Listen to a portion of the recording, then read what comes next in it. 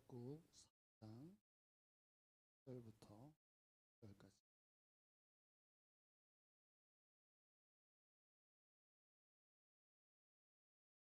하박국서 3장 1절부터 갑니다. 내가 본즉 구산의 장막이 혼란을 당하고 위대한 땅의 휘장이 흔들리는.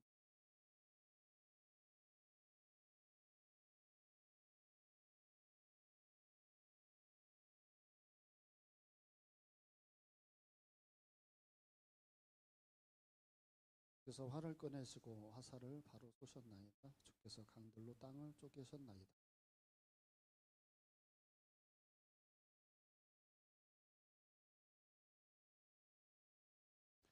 날아가는 주의 화살의 빛과 번쩍이는 주의 창의 광채로 말미암아 해와 달이 그 처소에 멈추었나이다.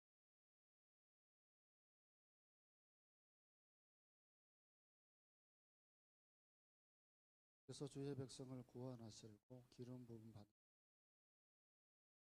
자기네 집에 머리를 치시며 기초를 들으셨나이다.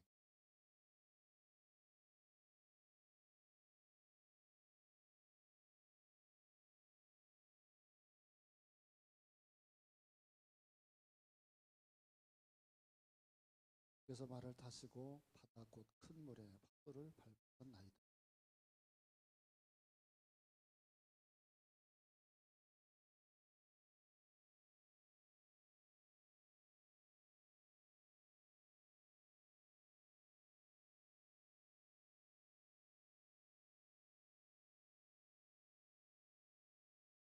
비록 무화과 나무가 무성하지 못하며 포도나무에 열매가 없어 감람나무에 들이 없어 새 먹을 것이 없어 우리의 양이 양간에 소가 없을지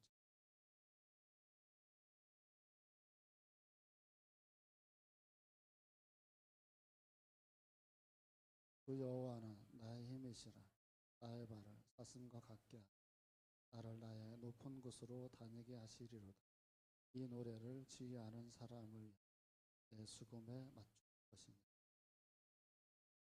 오늘 우리 하박국의 마지막 부분을 배우도록. 하박국 선지자는 하박국서 내내 뭘 보고 있었냐면 망할 나라를 보고 있었습니다. 망한다고 하는 것을 자기가 그걸 보고 그걸 느끼고 매일매일 살아간다는 건 굉장히 이제 힘든 일입니다. 자 보세요. 오늘 우리 오후 예배가 많이 예배를 드리고 있잖아요.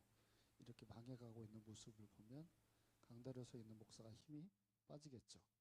이게 이번 주는 이렇게 보였는데 다음 주에는 또 빠져 있어요. 그리고 그 다음 주에는 또 빠져 있고 그래서 2명, 3명씩 이렇게 예배를 드리는 형태가 되면 또 우리가 얼마나 힘이 들겠습니까? 그렇죠.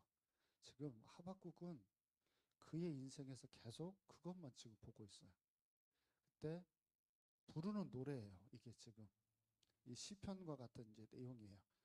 여러분들은 이 말이 무슨 말인지를 생각하지 않고 뭐만 기억을 하고 있냐면 17절에 나와 있는 이 찬양으로 보통 많이 알려져 있는 이 찬양만 보통 여러분들이 기억을 합니다. 그런데 여러분 오늘은 전체적인 것을 한번 싹 보고 왜 마지막에 이런 내용이 나왔는지도 살펴보도록 이렇게 하겠습니다. 먼저 7절을 우리 보겠습니다. 7절 말씀 시작.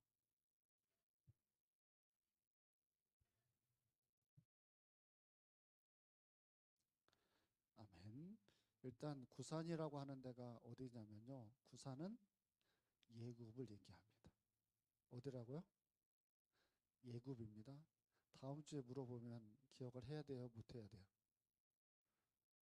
해야 됩니다. 1여전도 대표로 2여전도 대표로 꼭 기억을 하고 구산이 어디라고요? 군산이에요. 구산은 예굽입니다. 그러면 구산의 장막이 환란을 당하고 라고 하는 말은 뭐에 대한 얘기냐면 하박국이 보고 있어요. 하박국이 뭘 보고 있냐면 나라가 지금 어떻게 된다고요? 나라가 지금 망할 걸 지금 보고 있는 상황에서 하나님이 하박국의 눈에 다른 걸 보게 하고 있어요.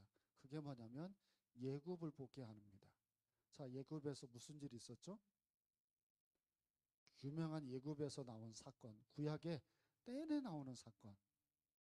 출애굽입니다. 예굽이라고 하는 데서 430년 동안 이스라엘 백성들이 갇히면서 70명이 내려갔다가 200만 명의 수가 됐습니다. 이 200만 명의 사람들이 노예 생활을 하고 했는데, 여러분 세계 역사에서 200만 명의 사람이 노예로 활동을 하다가 거기서 출애굽을 하는, 예굽에서 나오는 그런 역사적인 사건은 세계 역사에 없습니다.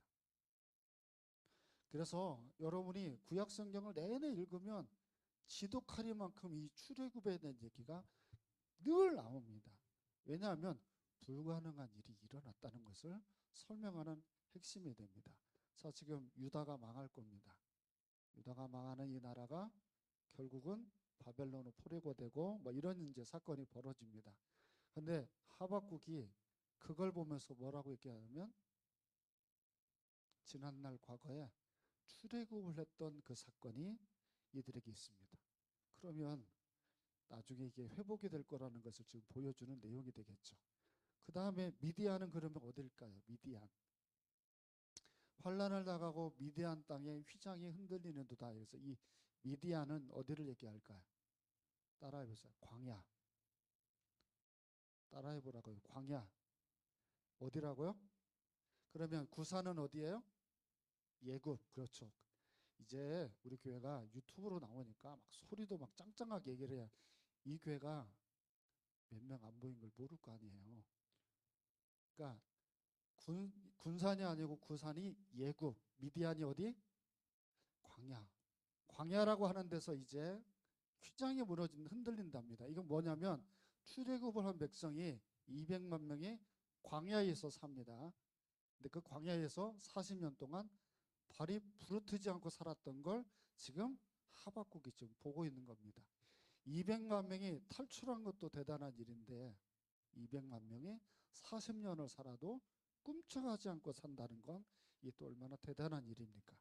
자, 8절도 보겠습니다. 8절 시작.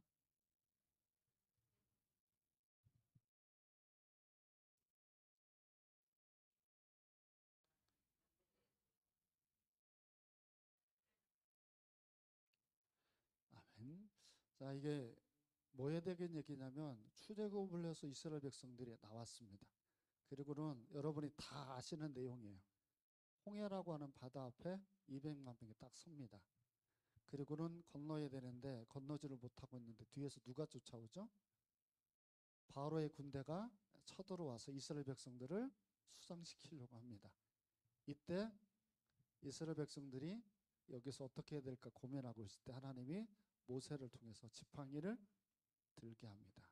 그랬더니 이제 홍해가 갈라지는 사건이 이제 벌어지게 되는, 그걸 8절에서 얘기합니다.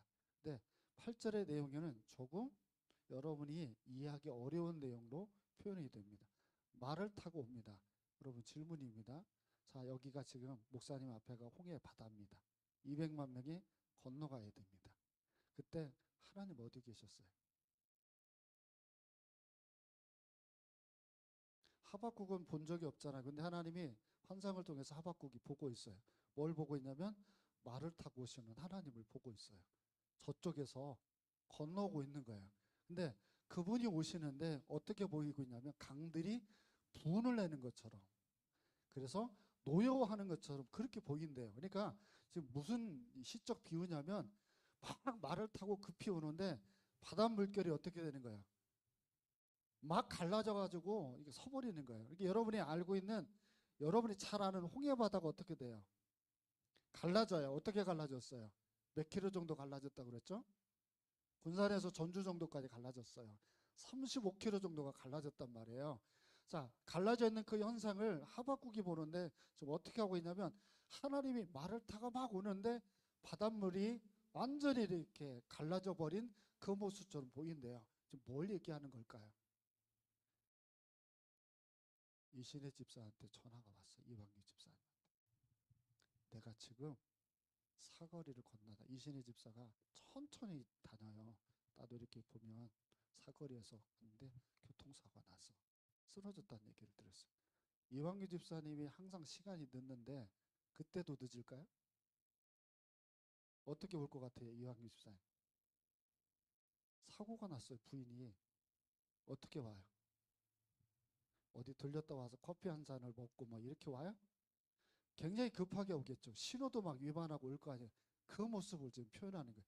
내 사랑하는 백성이 출애굽을 해서 나왔는데 예굽 사람들이 와서 내 백성을 치겠다고 하는 거예요. 이때 하나님이 가만히 계시지 않고 약속을 지키기 위해서 말을 타고 막 달려와서 내 백성을 건지는 장면을 하박국이 보고 있는 거예요. 이 장면을 우리에게 보여주는 이유는 뭘까요? 내가 아프고 내가 힘들고 내가 지쳐 있을 때 하나님은 우리와의 약속을 지키기 위해서 말을 타고 오십니다. 이렇게 찾아와서 여러분의 문제들을 풀어주시는 신원하는 하나님입니다. 때로는 여러분이 볼 때는 왜 이렇게 우리들의 문제를 해결하지 않을까라고 생각하는 게 있습니다. 예를 들어 보면 엘리야가 정말 자기 나라에 비가 오지 않는 것 때문에 너무너무 속상해서 기도합니다.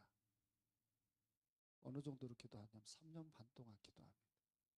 근데 비가 내리지 않는 그 기간이 있다가 결국 한 방울의 비가 딱 내리기 시작하니까 쫓아오는 아합이 수레가 잠겨서 못 도망갈 정도로 비가 내리게 합니다. 그래서 여러분, 약속을 하나님이 반드시 지켜요, 안 지켜요? 반드시 약속을 지켜요. 내가 생각할 때 더디 오는 것처럼 느껴져도 하나님은 반드시 약속을 지켜요. 질문 하나 드려볼게요. 그때가 어떤 현상이 벌어질까요? 하나님의 약속을 지키는 그때는 어떤 현상들이 벌어집니까? 요것만 알면 여러분들이 살아가면서 굉장히 지혜롭게 살 수 있는데, 내 가정에도 하나님의 문제를 해결하거나 교회나 이런 상황들 속에 보면 때가 됐구나 알 수 있는 방법이 있는데 뭘까요? 항상 보면 주님의 역사가 있는 그 현장에는 하나님이 원하는 성도들의 모습이 만들어집니다. 하나님 앞에 모여 부르짖어 기도하고 하나님을 앙망하고 말씀을 사모하고, 예를 들면 마가다락방에 120문도가 모여 뭐하고 있습니까? 전심으로 말씀과 기도를 하는데 그때 뭐가 생기죠? 네, 성령이 임하시는 사건이 벌어집니다. 예배소 지역에서 또 한 번 그렇게 사도 바울과 소통하면서 은혜를 누리고 있을 때 그때도 또 누가 임합니까? 성령이 임합니다. 고넬료라 가는 가정에도 보면 모여서 예배하고 살아가고 있을 때 하나님은 베드로를 통해서 그 가정에 역사를 줍니다. 오늘 우리 세희하고 이제 영균이라고 하는 이제 신랑이 될 사람이 와서 예배를 드리죠. 결혼을 한대요. 그래서 위에서 기도해 주시면 좋겠어요. 그래서 이런저런 준비들을 해가는 모양이에요. 근데 항상 목사님이 이런 얘기를 딱 들으면 목사님의 마음속에는 예식장이 어디고 식당이 뭐 어떻게 들어가고 이 얘기를 저는 보지 않습니다. 뭘 볼까요? 저 부부가 지금 하나님을 향하고 있을까? 저는 그게 항상 가장 첫 번째로 봅니다. 그래서 가피풀이라고 하는 웨딩 플래너를 통해 가지고 아까 영균이가 책자를 보여주더라고요. 서로 관련된 말씀들을 서로 나누는 것들을 풀어서 이렇게 하는 것을 이렇게 저한테 이렇게 보여주더라고.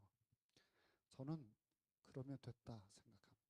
큰 집에 살지 않아도 대단하게 많은 것을 벌지 않아도 하나님으로부터 시작하는 가정은 안 무너집니다. 절대로 안 무너집니다. 그러니까 세상 사람들처럼 막 외제차 타고 다니고 대단히 좋은 집에서 살고 그렇게 살면서 그걸 의지한 건 무너질 수 있지만 하나님을 의지하는 건 무너지지 않습니다. 그러니까 하나님의 때를 잘 보시면 저 사람이 하나님 앞에 사용되어지겠구나 라고 하는 사람은 입이 쭉 튀어나와서 불평하고 원망하고 있는 사람 하나님이 쓰는 적 없습니다. 가만히 보세요. 그러면 기도합니다. 김경미라고 하는 성도가 안 왔는데 이게 금요일날 새벽에도 나오고 기도에도 나오고 주일날에도 예배를 드리고 그래요. 그러니까 그 어머니가 함께하는 교회를 보고 싶어서 다른 지역에 사시는데 오셔서 예배를 드리신 거예요. 그러니까 가만히 보세요. 주님의 역사는 이미 그렇게 시작하는 사람에게서 역사가 만들어져요. 그러니까 나에게서 그런 역사들이 되어지지 않으면 주님의 역사가 아직 올 때가 아닌 거예요. 그럼 또 한 가지 질문입니다. 이런 역사가 나에게 올 수 있도록 시간을 당길 수 있는 방법이 뭐가 있을까요? 이런 하나님의 역사가 우리에게 일어날 수 있게 할 수 있는 방법 뭐가 있을까요? 좀 전에 제가 말한 말씀과 기도로 여러분들이 당겨서 그분만 믿고 살겠습니다라고 가보세요. 그러면 주님의 카이로스 시간은 여러분에게 다가오게 돼 있습니다. 그래서 현명한 사람은 그분이 원하는 자리에 내 삶을 내려놓지 않고 붙들고 가면 됩니다. 자, 본문 10절을 보세요. 10절. 자, 시작.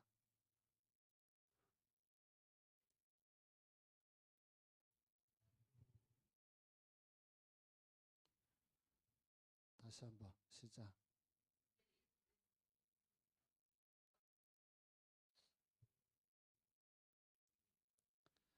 아멘. 자, 이게 또 무슨 비유냐면 이건 여러분이 잘 아는 대로 출애굽을 해서 홍해 바다를 건너갑니다. 이때 뒤에서 예굽의 군대가 안 따라왔죠? 따라왔나요? 그렇게 좀 자신 있게 얘기하라니까요. 따라왔죠? 바다로 들어왔어요, 안 들어왔어요? 들어오면 여러분 우리 입장에서는 두려워야 안 두려워? 두렵죠. 얼마나 두렵겠어요. 나에게 질병이 생기거나 자식이 문제가 생길까봐 두렵잖아요. 그러니까 우리는 뒤를 돌아볼 수밖에 없잖아요. 근데 이들의 말발굽 소리가 막 우렁차게 이렇게 떨려오고 있을 때 우리 모세가 또다시 지팡이를 들고 하나님께 어떻게 하냐면 기도합니다. 어떻게 해야 됩니까? 라고 기도할 때 하나님이 그 뒷일을 책임을 지는 장면이 10절입니다. 어떻게 하고 있냐면 바다가 다시 합쳐지는 장면입니다. 이게. 그래서 흔들리고 창수가 넘치고 바다가 소리가 지르며 라고 하는 건 이게 갈라졌던 바다가 다시 모아진 걸 얘기합니다. 우리 상상력을 동원해 보세요. 늘 매년 함께하는 교회 앞에 일어나는 홍수가 났을 때 어때요? 세 군데서 비가 내려오니까 유튜브에서 보는 사람들이 함께하는 교회를 보면 말을 못하는 분들이 있는 줄 알겠어요. 자, 이쪽에서도 내려오고 저쪽에서 내려오니까 여기서 얼마나 그 물소리가 무서울까요? 그죠? 그러니까 그런 것이 35km 떨어져 있던 바닷물이 이게 난리 법석이 돼가지고 겹쳐지게 되면 이게 우리 입장에서는 뭐가 되나요? 역사고 우리를 보호하시는 역사입니다. 근데 저들 입장에서는 공포죠. 자기들이 이 물속에 가라앉아서 죽어버리는 처참함의 소리지만 우리는 구원하시는 하나님의 능력이죠. 여기서 우리에게 이 하박국을 통해서 하나님이 보여주는 얘기가 뭐냐면 한번 출애굽을 하고 건져놓고 우리를 그대로 방치하지 않고 또다시 우리가 문제를 만나면 또다시 우리에게 찾아와서 역사하시는 하나님을 노래하고 있는 겁니다. 여러분 원수가 우리한테 해를 가했다가 경찰에게 잡혀갔어요. 근데 요놈이 풀려납니다. 그러면 또 우리에게 해를 해요 안 해요? 우리에게 해를 할 거 아니에요. 그럼 그럴 때마다 하나님이 어떻게 하는 거예요? 오셔서 아예 그 목숨을 걷어가 버리는 거예요. 그러면 다시는 우리를 괴롭히지 않을 거 아니에요. 보잘것없는 인간인데 하나님이 우리를 이렇게까지 사랑하십니다. 그런데 문제가 있습니다.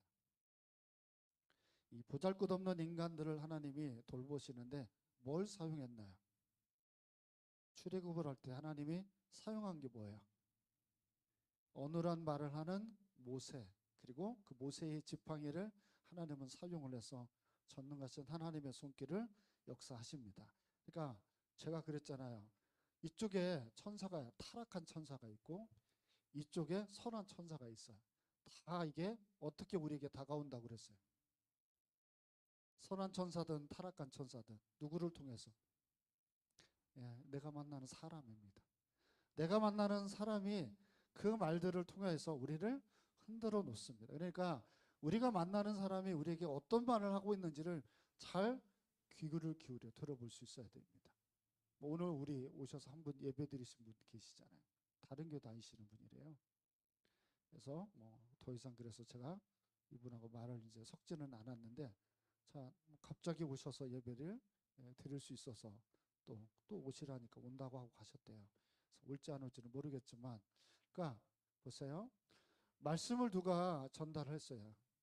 윤정수 집사님이 함께하는 교회가 여기 있다고 말을 했고, 우리 조촌동 사는 분이니까. 자, 이런 것처럼 내가 전달하는 메시지가 선한 천사 역할이 되기도 하고, 내가 전한 메시지가 타락한 전사 역할이 되기도 하는 거예요. 그러니까 하박국이 이 얘기를 선포하면서 절망의 나라질 떨어질 이 나라의 사람들에게 과거 우리 하나님이 하신 일을 보게끔 하는 거예요. 이게 선한 천사들의 역사죠. 자, 그 다음을 보겠습니다. 11절 시작.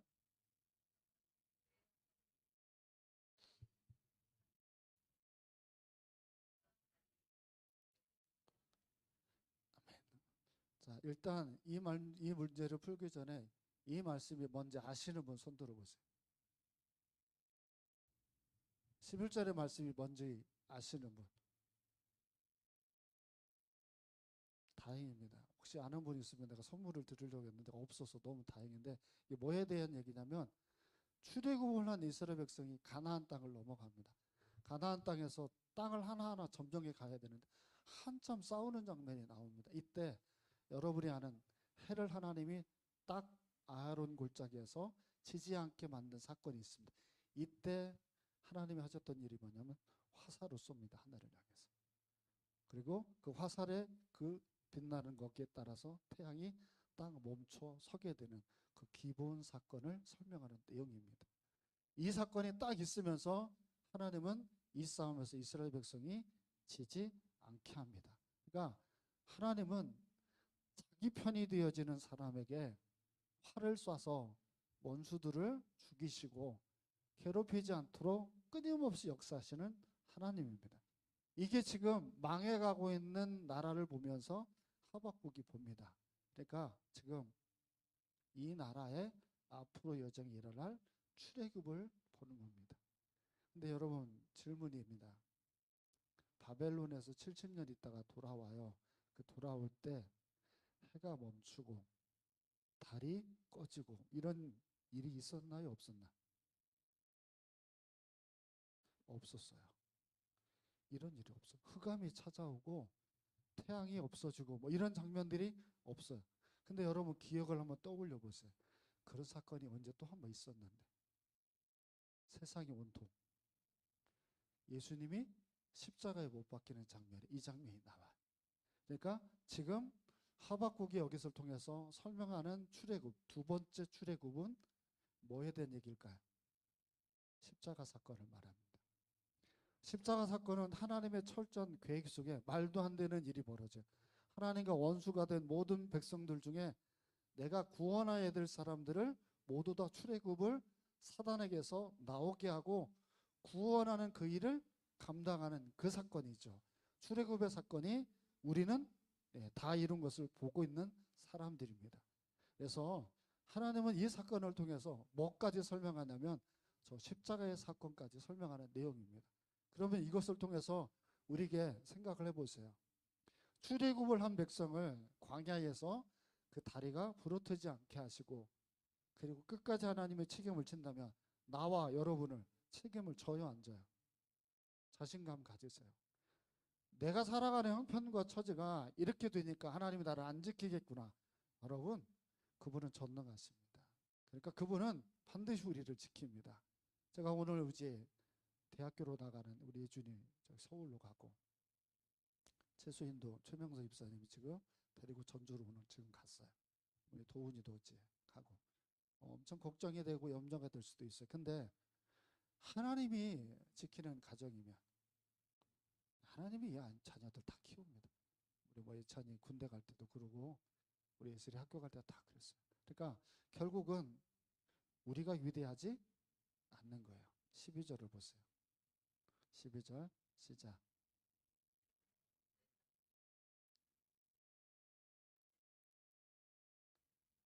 13절도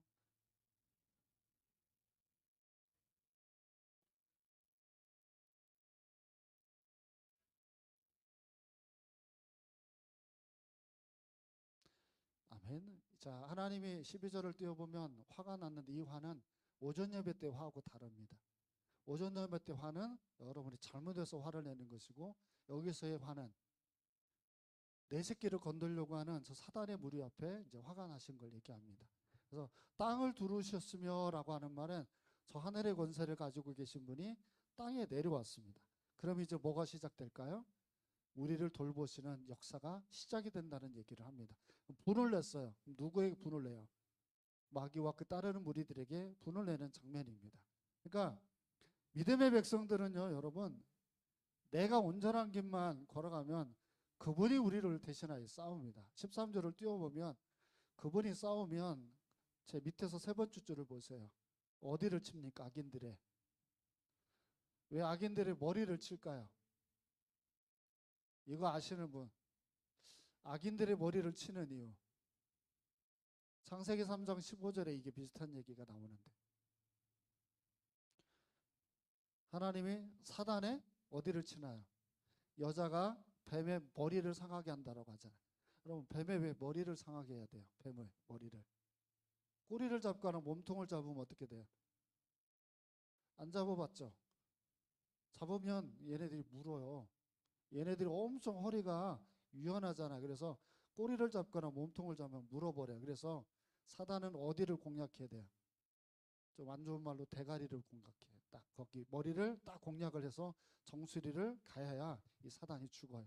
그러니까 하나님이 무엇보다도 역사를 하시면 사단의 머리를 공략해서 쓸어 넘어뜨리죠.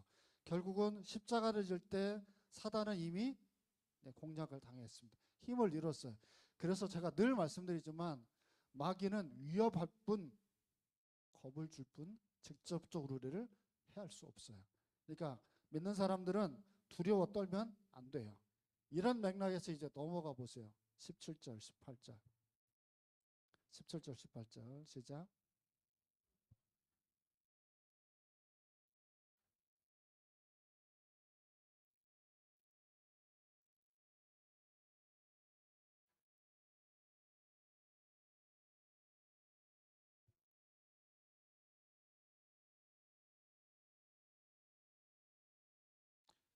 아멘. 17절을 띄워보면 네 개의 나무가 나옵니다. 하나는 무화과 나무, 포도나무, 감람나무가 나옵니다. 이 세 개의 나무가 등장을 하면 뭐에 대한 얘기냐면 축복에 대한 얘기입니다. 특히 언제 축복을 얘기하냐면 가나안의 축복을 얘기합니다. 젖과 꿀이 흐르는 땅이라고 표현을 했을 때 그 땅에 가서 내가 살면, 여기 있는 분들도 마찬가지예요. 구원을 받으면 저 천국으로만 가는 복을 받는 게 아니에요. 이 땅에서의 복도 당연히 받아야 돼요. 건강이든 물질이든 하나님이 이런 복들을 우리에게 줘요. 그걸 상징하는 게 뭐예요? 무화과 나무, 포도나무, 감람나무예요. 근데 이게 어떻게 됐나요? 포도나무, 무화과나무, 감람나무 뭐가 없어졌어요? 그럼 열매가 없어졌다는 뭐에 대한 얘기예요? 이 땅에서 우리가 살아가야 될 현실의 복이 사라져 버린 거예요. 다 사라져 버렸어요. 이게 왜 이게 사라지게 되는지 여러분 알죠? 유다가 죄를 지니까 하나님이 먼저 가져가는 게 뭐냐면 이 세상에 있는 복을 가져가 버려. 건강도 뺏어가고 물질도 걷어가고 자녀에 대한 축복도 걷어가 버려요. 한순간 찾아와요. 이렇게 찾아오게 되어지면 우리 어떻게 살아야 돼요? 우리 어떻게 살아야 돼요? 어떻게 살아가야 될까 걱정할 수밖에 없잖아요. 근데 하박국은 우리에게 답을 주네요. 18절 뭐라고 돼 있나요? 아니 읽으라고는 안 했어요. 18절에 어떻게 돼 있냔 말이에요. 무화과 나무, 포도나무, 감람나무 열매가 없어서 수출이 없어졌어요. 이 땅에서 내가 가난해져 버렸고 건강이 안 좋아졌고 사람의 관계가 다 끝나버렸어요. 근데 하박국은 또다시 포도나무, 감람나무 이런 걸 달라고 하지 않고 뭐라고 얘기하냐면 난 여호와로 말미암아 즐거워한다 이렇게 얘기합니다. 그러니까 복이 어디서 나오는지를 아는 거예요. 복은 포도나무나 감람나무나 이런 것들이 나한테 계속 있어야만 나에게 이게 중요한 게 아니라 무엇이 하나님과의 관계가 중요하다는 거예요. 그러니까 여러분 이런 거예요. 하나님의 관계를 잃고 세상의 것들을 얻는 축복하고 하나님의 관계를 찾고 세상의 것들을 잃어버린 거하고 어떻게 더 나은 거예요? 또 길게 설명하니까 또 뭔 얘기인지 몰라요. 하나님의 관계가 끊어졌는데 세상의 것들은 자꾸 생겨요. 근데 하나님의 관계는 끈끈하게 세워졌는데 세상의 것들을 내가 잃었어요. 여러분, 뭐가 더 우리에게 복일까요? 하나님의 관계가 우리가 긴밀하게 우리에게 있으면 여러분, 우리는 포도나무, 감람나무 이런 것들의 소출이 없어도 다시 우리는 일어설 수 있어요. 그게 홍해바다의 사건이고 가나안에서의 영적인 싸움의 얘기들이에요. 그러니까 우리는 주님과의 관계가 굉장히 중요한 거예요. 그래서 뭘 잃었건 지금 어떤 상황이 됐건 우리 김명립 집사님처럼 엄청 걱정이 많잖아요. 지금 서울대병원에서 수술을 해야 되니까. 이런 일들이 우리에게 생겨도 아시잖아요. 최근에 집사님이 얼마나 하나님을 앙망하고 살았는지. 이렇게 하나님을 바라보고 살아가는 건 유일한 희망이에요. 그게 우리가 살아가야 될 이유이고요. 지금 멀어질 분들 계시면 빨리 하나님과의 관계를 찾으시면서 이 하루도 승리하시기를 축원드립니다. 기도하겠습니다. 살아계신 아버지 하나님, 이 땅에 당신의 백성들을 철저하게 살피시고 구원하시고 민족을 만들어 가도록 역사하셨던 아버지 하나님, 함께하는 교회 눈을 들어 지켜봐 주시옵소서. 우리들이 하나님의 곁으로 가서 주님의 은혜를 누리며 살아가기를 소망합니다. 지금 우리 각자 형편에 소출도 없어지고 때로는 고민하고 때로는 걱정하는 일들이 있다 할지라도 다시 여호와로 인하여 말미암아 기뻐하는 모든 하나님의 백성들 되게 하여 주옵소서. 거룩하신 예수님 이름으로 기도합니다. 아멘. 하늘에 계신 우리 아버지여, 이름이 거룩히 여김을 받으시오며 나라 임하옵시며 뜻이 하늘에서 이룬 것 같이 땅에서도 이루어지리이다.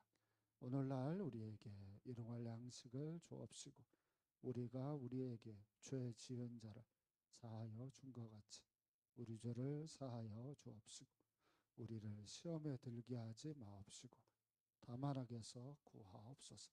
내게 나라와 권세와 영광 아버지께 영원히 쌓옵나이다.